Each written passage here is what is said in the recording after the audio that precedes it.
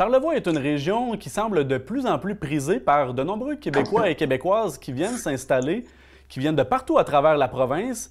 Et les effets de cette réalité-là se font sentir, semble-t-il, sur le marché immobilier. Les prix sont à la hausse depuis quelques années, un peu partout à travers Charlevoix. Et puis aujourd'hui, on reçoit un expert en spéculation foncière et en finances publiques locales qui va nous donner quelques mots sur les réalités territoriales dans Charlevoix. J'accueille M. Pierre Giamel. Bonjour. Bonjour, bonjour. Tout d'abord, merci d'avoir accepté notre invitation. Je vous en prie. Je vais commencer l'entrevue, M. Hamel, en vous donnant un exemple d'un cas particulier qu'on vit ici à Baie-Saint-Paul, un secteur très prisé de la ville qui se nomme le secteur de Cap-aux-Corbeaux. Et tout récemment, il y a quelques semaines, de grandes propriétés foncières ont été mises en vente à des coûts astronomiques de 15 millions de dollars dans un cas et à 10 millions de dollars dans un autre cas. Ce sont des prix qu'on n'avait jamais vus auparavant ici dans Charlevoix pour des propriétés de cette taille-là. Je commencerai en vous demandant de définir la spéculation foncière et de me dire, est-ce que dans ces cas précis-là, on peut dire que la spéculation foncière s'applique à ça? La dernière partie de votre question, la réponse est non. On ne peut pas dire à ce cas-là précis, c'est un cas de spéculation foncière. La spéculation, là, c'est entre les deux oreilles. Hein. OK. Ça dépend de qu'est-ce que la personne anticipe. Hein. La OK. spéculation, quand vous achetez des petits pois, puis que vous avez l'impression de faire une bonne affaire en prenant 3 conserves parce que cette semaine, c'est moins cher, c'est de la spéculation. Parce que vous faites le pari que la semaine prochaine, ça va être le prix va augmenter. La spéculation, c'est de l'anticipation. Est-ce que c'est une mauvaise chose, la spéculation? Non, on en fait tous, hein, de la spéculation, hein, parce qu'on essaie de tirer notre épingle du jeu. Bon. Et puis, la spéculation, c'est ça, c'est le tout premier mandat que j'ai eu à faire en arrivant à l'INRS, ou le deuxième, Oui. c'était sur la spéculation foncière. Et c'était la Ville de Montréal, c'était M. Feinstadt, qui était président du comité exécutif, qui lui disait, dans les années 80, la spéculation fait bondir les prix. À la limite, trouvez-moi les spéculateurs, puis on les aligne sur un mur, puis bon, voilà, on les canarde. C'est pas si simple que ça d'identifier les spéculateurs.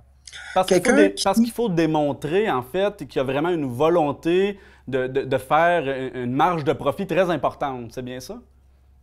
une intention. Quand la seule intention, c'est de faire de l'argent, c'est ça la spéculation. Hein? C'est parce que quelqu'un qui achète une maison pour se loger, puis qui la revend après 20 ans en faisant un gros bénéfice, est-ce qu'il a fait de la spéculation? Ben oui, puis Difficile non. à démontrer, oui. Il s'est logé, cette personne-là, il s'est logé. Il a acheté à cet endroit-là précis en se disant, je fais une bonne affaire, puis je pense que je ne vais pas trop perdre d'argent là-dessus. Et quand il décide de se retirer, ben mon Dieu, est-ce qu'il vient de faire la spéculation? Non, ben je veux dire, il est parti à sa retraite. Puis c'est son fonds de pension qui vient d'encaisser. Euh, on va faire ça autrement. Si les prix s'effondraient, et une façon de lutter contre la spéculation, c'est de devenir Détroit, hein, la ville de Détroit. Les prix s'effondrent. Plus personne ne va aller là. Puis les maisons sont démolies, hein, littéralement. Hein. On Oui. démolit les maisons où ça passe au feu. Bon. Et puis on retourne, on fait du gazon, puis on fait de la culture. Puis, est-ce que c'est une bonne chose? Ben non. Hein. C'est pas la situation de Baie-Saint-Paul. Hein, c'est dans Charlevoix. Vous êtes justement un peu victime de votre succès. Euh, Est-ce que c'est une mauvaise chose? Oui, c'est une mauvaise chose. Parce que Pour le si. contribuable ou le commun des mortels, est-ce qu'on peut dire qu'il y a, dans le cas de spéculation foncière, un impact direct sur l'augmentation du prix des Non, propriétés? non, non. Ben, c'est-à-dire que si le voisin d'à côté, vous avez acheté à 100, le voisin d'à côté vend à 120, ben c'est sûr que l'évaluateur municipal va dire, ben écoutez, vous habitez un truc qui vaut 120, parce qu'à côté, ça s'est vendu 120, puis c'est pareil. Oui. C'est sûr sûr que si les prix augmentent sur le territoire, ça va avoir comme effet. Bon. Sauf que, pardon, si tous les prix augmentent en même temps, ben, ça va faire zéro différence sur le compte de taxes. Hein? Parce que le compte de taxes est réparti en fonction de l'assiette fiscale. Si toute l'assiette fiscale augmente, ben, c'est une bonne chose parce que bon, les gens qui sont là depuis longtemps voient leur maison qui valait 100, qui vaut maintenant 120, ils sont heureux. Oui. Est-ce qu'ils vont payer plus de taxes? Non. Ils vont payer. Si tout le monde augmente en même temps, c'est jamais le cas, hein, parce qu'il y en a qui augmentent beaucoup plus que d'autres. Puis, bon, là, dans le cas dans Charlevoix, Baie-Saint-Paul, tout le monde augmente, ça c'est sûr. Mais il y en a qui augmentent beaucoup plus. Ceux qui augmentent beaucoup plus, eux autres vont payer un peu plus de taxes, mais il y en a d'autres dont la valeur de la propriété augmente. Ils vont se trouver à payer moins de taxes parce que leur augmentation est plus légère, moins rapide.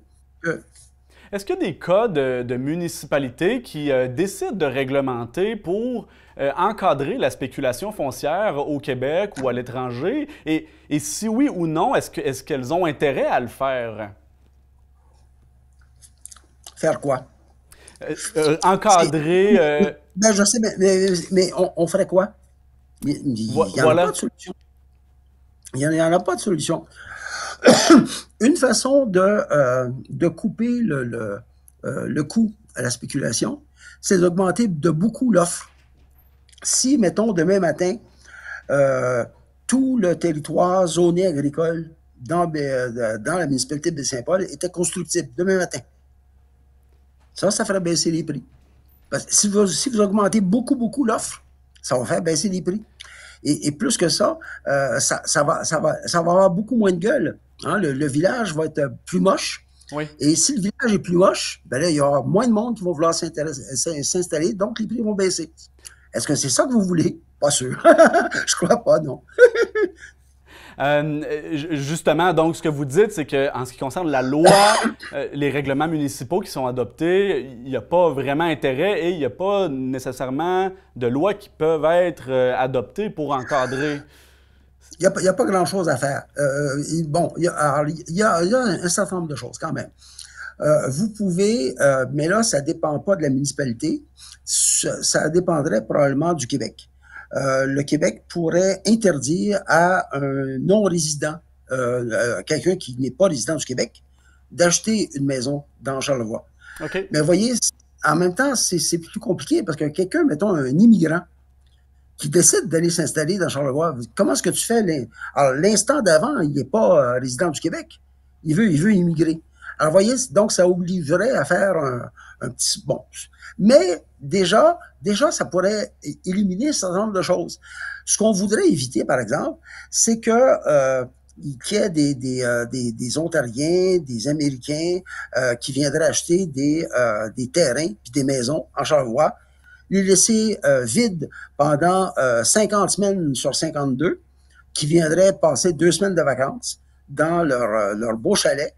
Ça, c'est à éviter. Ça fait augmenter les prix. Ça, c'est scandaleux parce que ça gèle du terrain, ça gèle des maisons.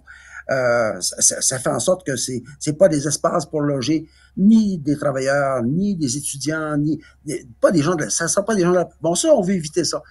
On peut à ce moment-là limiter l'arrivée des étrangers, mais vous voyez, on voudrait aussi, on voudrait éviter que des gens de Montréal ou du Québec s'achètent des chalets comme ça dans Charlevoix. Hein? Oui, on veut qu'ils viennent, résidence secondaire. On veut qu'ils viennent comme touristes, ça c'est correct. On veut qu'ils viennent passer 2 semaines, mais qu'ils gèlent une maison pendant 50 semaines qui va être vide pendant 50 semaines sur 52, ça, on veut pas ça. Est-ce qu'il existe des réglementations possibles pour ça? Non. On entend parler dans certains cas de limiter le type d'habitation, donc par exemple limiter les Airbnb, les habitations qui sont locatives pour générer du profit? Ça, c'est possible. Ça, c'est possible. Ça, c'est possible? Ça, c'est possible. Oui, c'est possible, mais c'est comme pour les porcheries. Ça c'est un beau truc. Vous voulez limiter la hausse des prix à Baie-Saint-Paul? Installez une porcherie. Je vous garantis, ça marche. Ça marche. Bon. Non, mais vous voulez des solutions, en voilà une. Bon, mais alors, vous pouvez. Ce que je voulais dire, c'est que vous ne pouvez pas interdire les porcheries. Vous ne pouvez pas interdire les Dans, Airbnb. dans le Vous, système dans vous lequel pouvez on dire, est.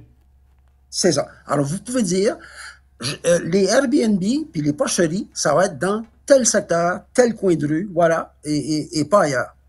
À Montréal, par exemple, dans Rosemont, ils ont décidé que les Airbnb, c'était possible sur les appartements, pardon, en haut des commerces de la Plaza Saint-Hubert. OK. Ailleurs, c'est pas permis.